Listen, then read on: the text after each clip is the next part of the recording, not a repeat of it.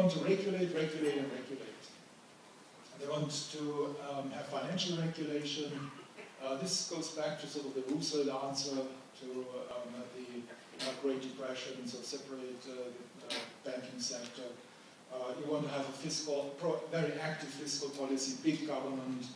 You want to have an incomes policy. So the Minsky book is about 80–90%, it's great, and the last 10% you wonder what he's talking about. I mean, we've gone through this, right, in the 70s, and we found out that all that stuff really is not really working. So great analysis, but policy recommendations I found wanting.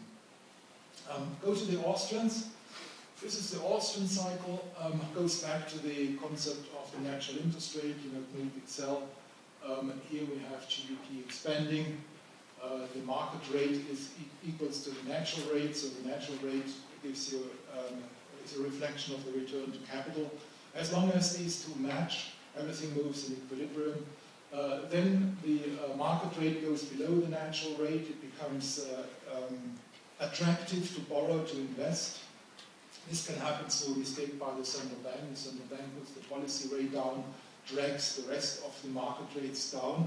You get an investment boom because the rate of return to capital is above the costs of capital. You get an investment boom, you get an asset price boom, you get a big expansion.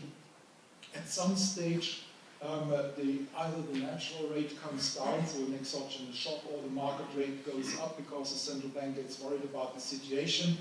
The market rate goes above the natural rate and the whole thing unravels. Again, you could say a description a bit, you could use that description also of what has happened. Both the Minsky cycle and the Austrian cycle sort of play around with this phases of aggressiveness of borrowing and cost of funds.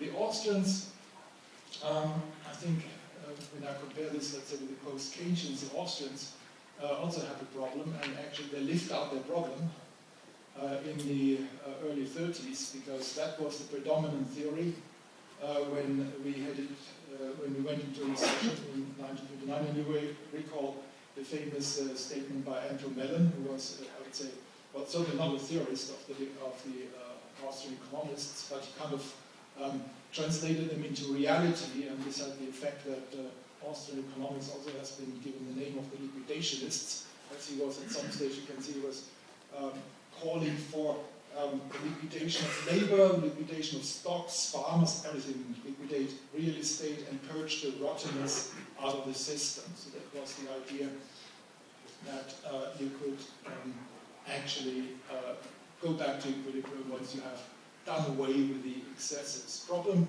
however, is that if the risk aversion doesn't come down, the Austrians presume at some point the system goes back into equilibrium. But what if rising risk aversion, because of a rising risk premium, keeps the market rate above the natural rate? The system doesn't stabilize. It sort of goes downhill forever, and you over liquidate. So what can you do? I think what you have to do once you are in such a situation, you have to reopen the credit channel. You have to do something against the ever-growing risk aversion. The system sort of gets stuck and gets caught in a downward spiral. And you have to pay attention to the credit channel. I have to say I'm leaning more towards here using the Austrian economics as a basis of how to go about in the present situation and think about how you can go forward than the Keynesians, because I think the Austrian side is, I believe, easier to fix. I'm not convinced about the post-Keynesians policy implications of ever tighter regulation, ever bigger government. I think that Austrian situation is perhaps better to fix. I will show you how. This is a chart that we did towards the end of 2009, end of 2008, beginning of 2009. You may remember that people generally said the credit is a lagging indicator of the business cycle. I think people made what I would call a category mistake. They plotted demand changes against credit stock changes, which is, of course, it's a nonsense. You have to look at changes in credit flows against changes in demand flows. And this is the 1930s.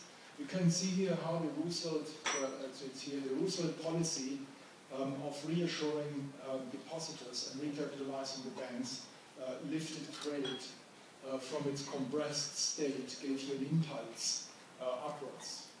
So it tells you something about the importance of reopening the credit channel, but it also tells you that this is just a short-term measure. You cannot rely that the system remains stable.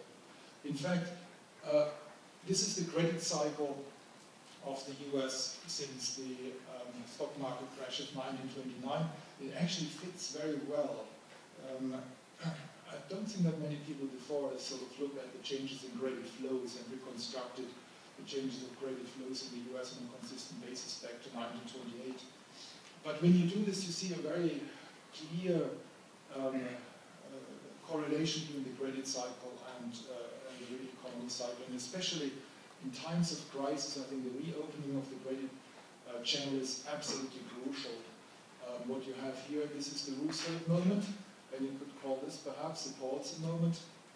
This is when they did the TARP, and they reopened the credit channel, and that helped us certainly to go up. The question is now, are we as unstable? Probably yes, as unstable as we were in the 30s. I will not dwell more on this because of the time. I think it is very important that we better understand the nature of credit. There is a book which I like a lot. It came out in the middle of last year. Very heterodox. So anyone of you liking heterodox books, I recommend this. David Graeber, Debt, the First 5,000 Years. It's a history of debt, no less than 5,000 years history of debt. And the point that Graeber makes is that credit and trust is absolutely important. We thought that we could replace trust by financial engineering. We fell flat on our faces. The products didn't hold what we were promising. Trust has disappeared. And it's all about trust. Credit crisis is a crisis of trust. And we need to bring back trust in the system. Right now, we are replacing credit by fiat money, which is just another form of credit. This is a stock-back measure. I don't think that it is the final answer, especially if we lose trust in fiat money. So I'll skip that one. What are now the challenges around basically what I said at the beginning? We need to understand the credit cycle and the nature of credit much better. We need to accept that we live in a world of mighty uncertainty with unknowns that we don't even know the probability distribution of events. We need to become more interdisciplinary. And I think we have to open up and admit that we are not physicists. Thank you very much.